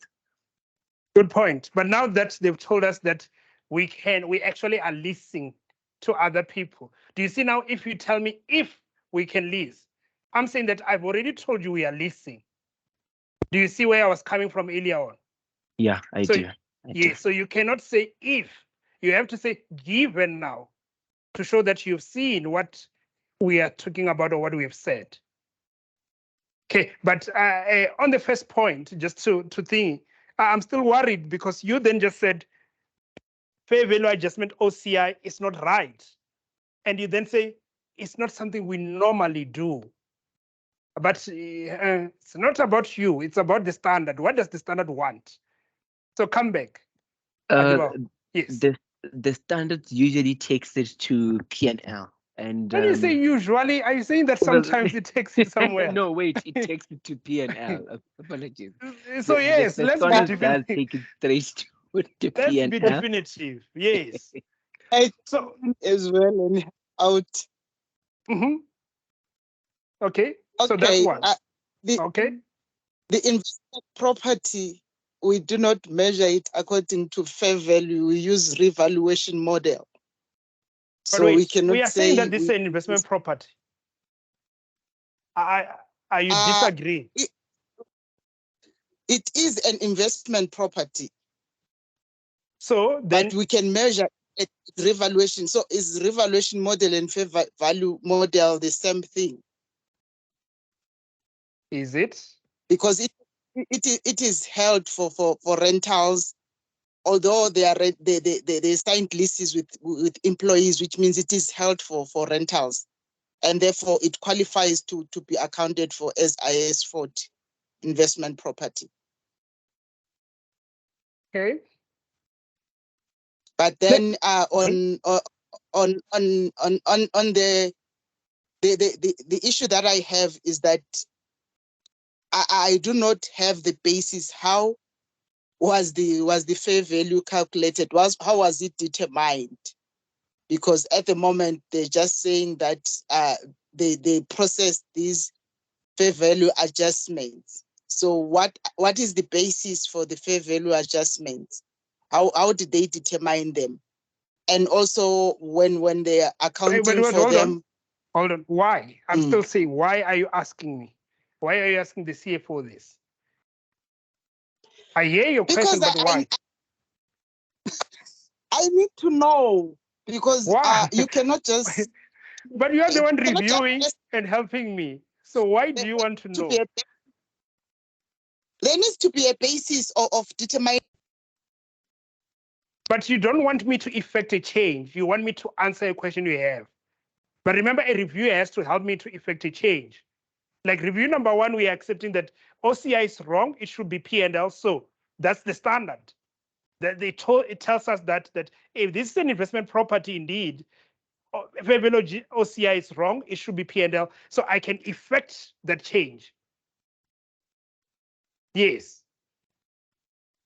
So now you are asking me, how did I get the fair value? And I'm saying that if I answer you, what am I going to do? What am I going to get from that response from you? And remember, you should not create a dialogue, because we as markers are not going to respond. So it should be clear, the point as is.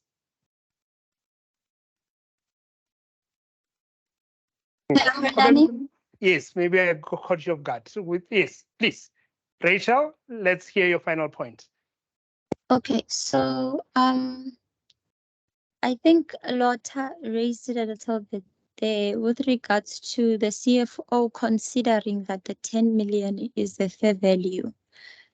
I would like to know whether that is a true fair value, as in the definition of IFRS 16 being the value that market participants are willing to pay for the property, right?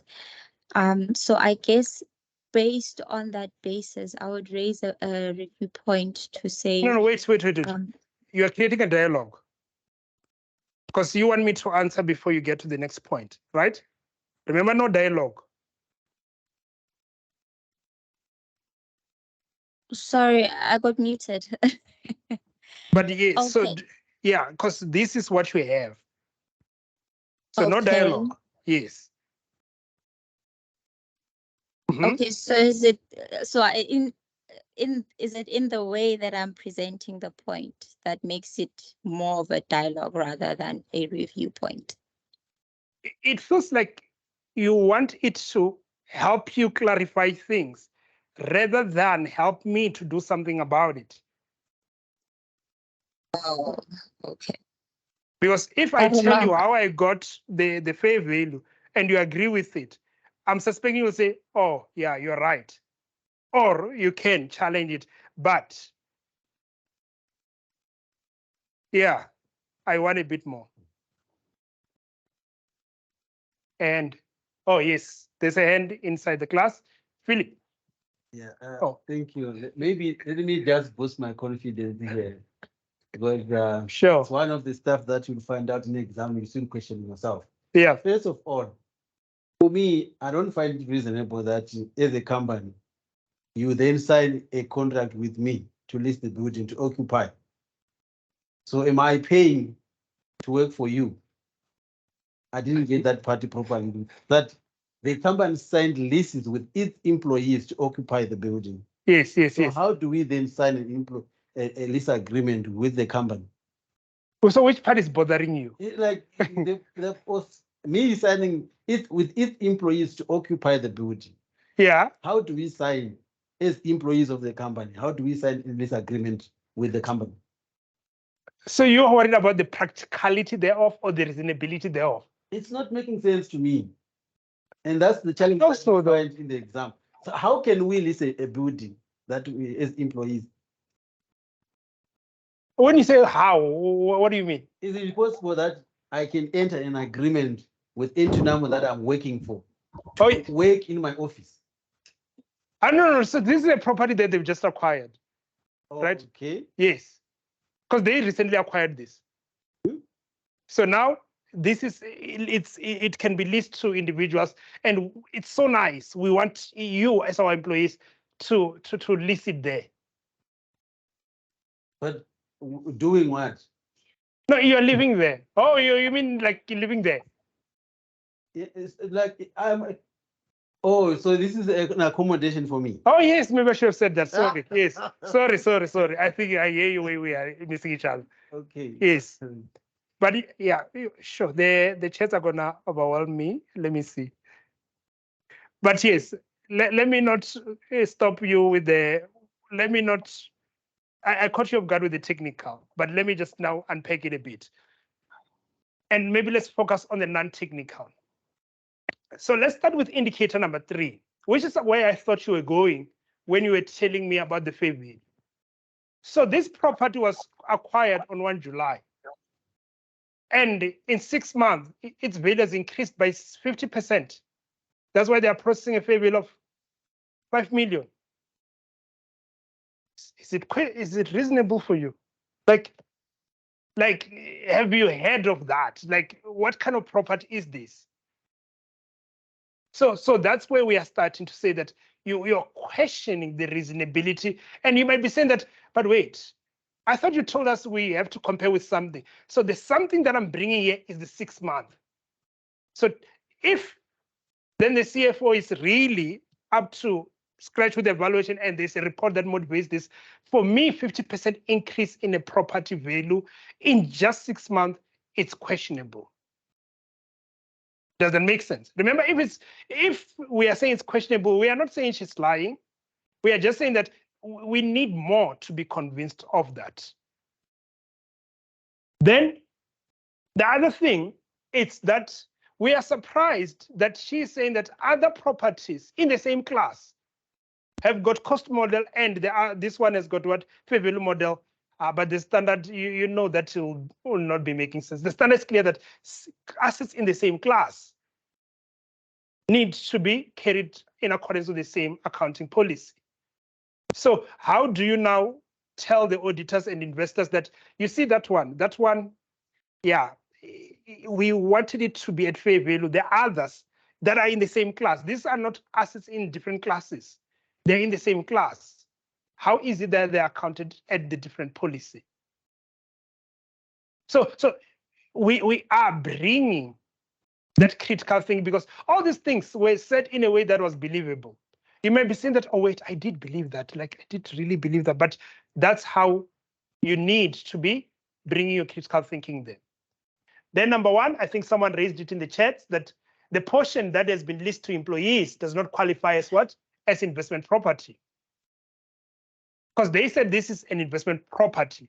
But the moment I've got employees list, I think they even said that even if they are paying market-related fees, it cannot qualify as investment property, because they are my employees, so they are using it for administration purposes, right? Then lastly is to say, but now that means it leaves 30%, as Adiwa was saying, which can be leased out to third parties. But is 30% enough to then change the entire classification of the building, or we need to separate? So 5 indicators on just that simple thing. Setting APC could be simple. I wonder how long it takes. But anyways, just on that. But I just wanted to show you what critical thinking is all about, and that part. And I'm hoping that by the time we are done, and I promise you, Asen will not allow this where you say, I know this, I know that. It has to be clear. It has to be clear. Please prepare when you get the reflections as well as the notes. Then let's wrap it up. Then the other enabling competency is business acumen. Business acumen is the one that helps us to understand the context. Business acumen helps us to understand the context. What makes APC to be different and a little bit above, and also what makes us number 1, is the context. The context is important.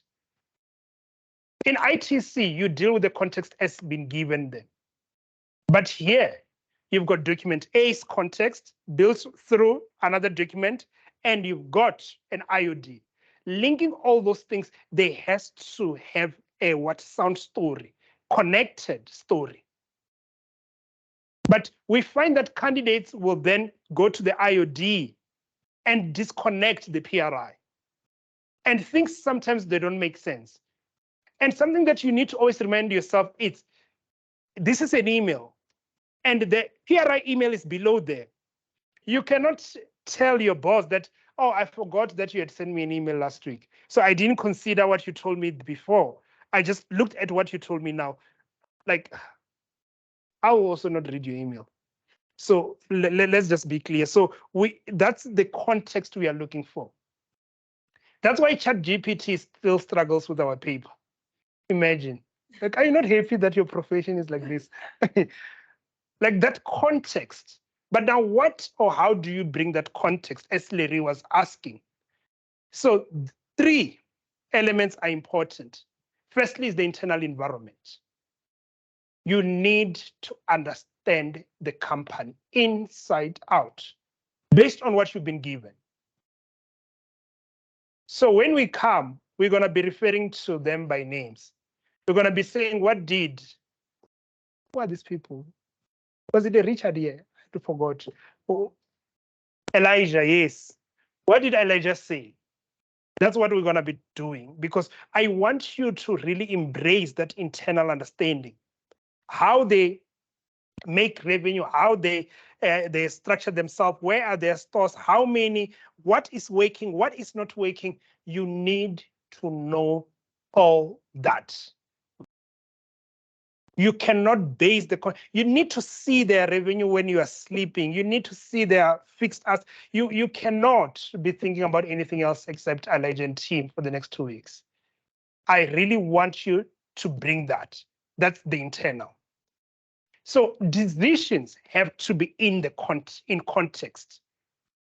When you start bringing things you've seen before outside the context, those points now don't look so nice.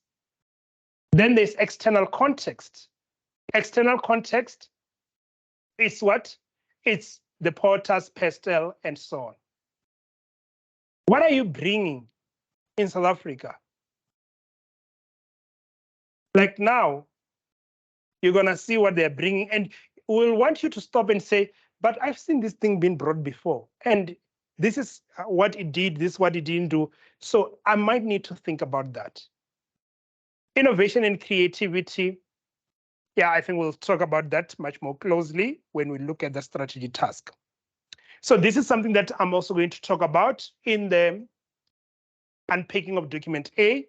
So some of you are quite familiar to it, but this is how companies on the JSE are required to prepare their financials.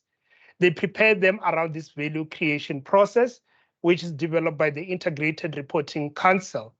So that's why we've got integrated reports. What are they integrating? They're integrating the financial, social, and so on into their reporting. Now we've taken it a step further. We've got IFRS S1 and IFRS S2. So now we are saying this is where the world is. So how do we bring all those things into our understanding of a business? Then, in closure, depth and coverage. So this is my cheat sheet when you deal with FED. FED is the one that's going to conclude your session with that integrated tax and auditing question. So by the time you go there, and this counts for my performance evaluation, please show that you know the difference between these two, right? It does help me. So the idea here is that when we talk about depth, we are talking about what? Unpacking an issue. Have you unpacked it so well that there is no ambiguity about it? And let's be clear, unpacking does not mean writing a lot, because I sometimes worry when, I don't know whether it still happens. I remember the time I ran away from APC marking, There was a student who had a 60-page script, and I was like, no, like, yeah, I couldn't. So get to the point quicker, but get to the point. That's what depth is all about. If you are finding you're writing your statements without because, since, therefore, as a result, you might be missing depth in your statement. Because the moment you force yourself to do that, initially you will pause more. Because you are saying that, I know this is true, but why is it true? So when you ask and answer that, you are talking about depth. Then coverage will then be, how many points are you hitting? So which one is much more important?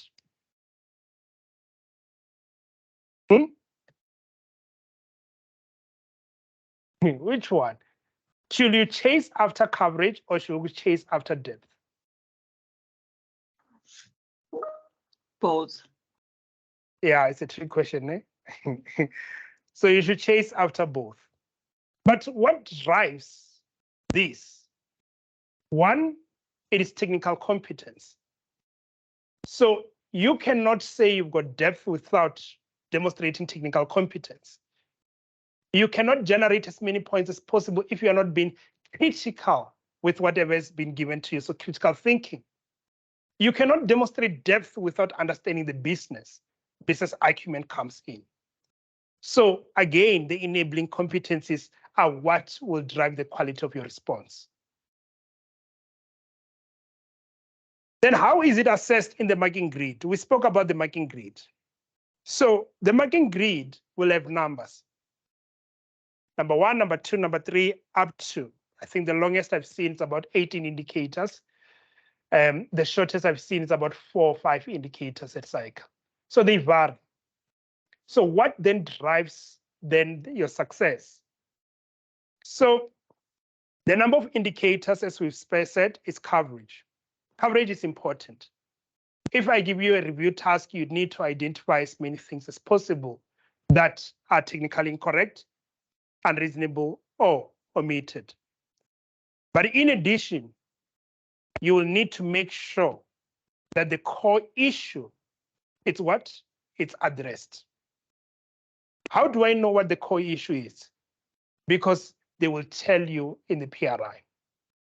So the PRI is like where the answers are hidden, where the strategy is hidden. We'll tell you that we are thinking of doing this. That's the key right there. We are telling you that we have not finalized this thing. We have to finalize it. So that means when you get there, to ensure that you have sufficient coverage, make sure you resolve any problems introduced in the PRI. Excuse me. And we're going to see that quite a lot. And how do we then assess it? We can then say that this has got 15 indicators, but do what? Give us 7 indicators of the 15. And even more, your indicators that you achieve needs to have X and Y. That is how the marking grids bring depth as well as what? Coverage into it. So the task I'm going to be looking at with you, the strategy task, it has that. It was impossible for you to get a C by just ticking coverage. You needed to stop and say, but you told me this, so I need to adhere to that. And you told me that, I need to adhere to that. Otherwise, a C will have been elusive. Are we clear? So that is the scene. That is what we're going to be doing and focusing on in this workshop. I'm done. But I'm gonna hand it over. Thank you. Sure, Belinda. Thank you, Just Mr. Ndali. Thank you. So I'm gonna allow Ere to close it off for us. Thank you. Thank you. I'll note some of the questions and then I'll share with some of the team members as well as use it in my preparation going forward. Thank you.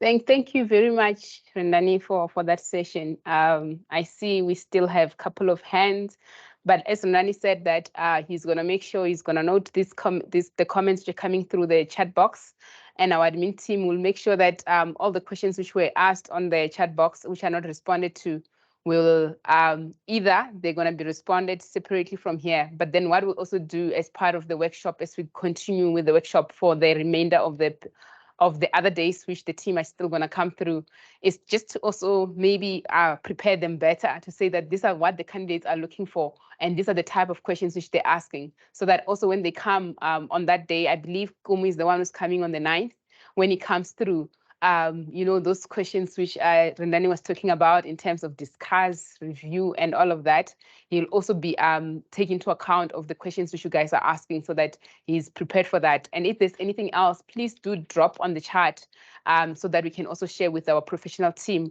And also the program as a whole has already been shared. Also, if you go just on our website, you'll see the different days and on which day you'll be covering which particular task. And I believe also if you just go on our website, you'll get the full outline of all the tasks which are going to be covered on a particular day. That will also assist you to make sure that, remember that in order for you to be caught off guard by Rendani be telling you about investment properties, whether it's invested property or whether it's PPE, make sure that you prepare for that particular task on that particular day. It will also make sure that you use it as your, filling those gaps, because the gaps will be different for different candidates. So be prepared for it. Go download the outline. It shows on which day, which task you're doing. Make sure that you go through the PRI and the IOD. We'll chase after the team to make sure that they also upload the reflection packs for you to make sure that on that particular day, you've already gone through what was the assessment in terms of the PRI, so that when they go to chat to you about what is on the IOD and what was expected of you, you'll be much on a better note than be, I know Fedi doesn't like it. Some of the times when I have to attend some of these classes, someone will be referring him to the PRI. He'll be like, I'm not going to read the PRI again. So please, also for my performance review, I'm telling you today, our academic head prefers that you come prepared for the sessions. It's also for all of us of our performance review, including yourself. If you prepare for the session, you're going to extract more value out of it. But again, thank you so much for joining the session today. This was really indeed just setting the scene of what to expect next. On the next couple of days, like I noted, the professional team is just going to be hitting on each task. Make sure that you prepare for each task. Also, be aware of which task is going to be done through the reflection, the video, so that you prepare and then you slot in your timetable as you prepare for the next 4 weeks for your APC assessment. But again, please join us for the next session. If you know anyone who has not registered, encourage them to register. This is free of charge. Don't only want to have the professional teams to yourself. Do share. Sharing is caring. And have a good night. Thank you so much for joining us. Thanks, Eric. Good night. Thanks, everyone. Bye-bye.